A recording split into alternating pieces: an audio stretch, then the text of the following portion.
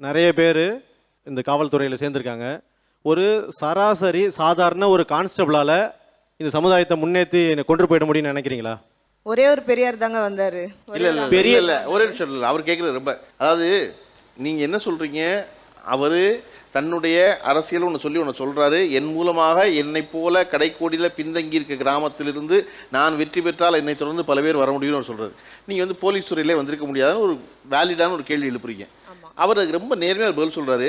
நான் வந்து கடைநிலை காவலராக தேர்ந்தெடுக்கப்பட்டேன், கான்ஸ்டபிளாக இல்லையா, அந்த அடுக்கில் கடைசியில் இருக்கேன். சரியா, இங்கிருந்து நான் மேலேறி அவ்வளோ தூரம் வருவது என்பதற்கு சாத்தியமே இல்லை என் துறையில். இன்னொன்று, அந்த துறையில் நான் புகழ் பெற போவதே இல்லை, ரொம்ப காலாகும்.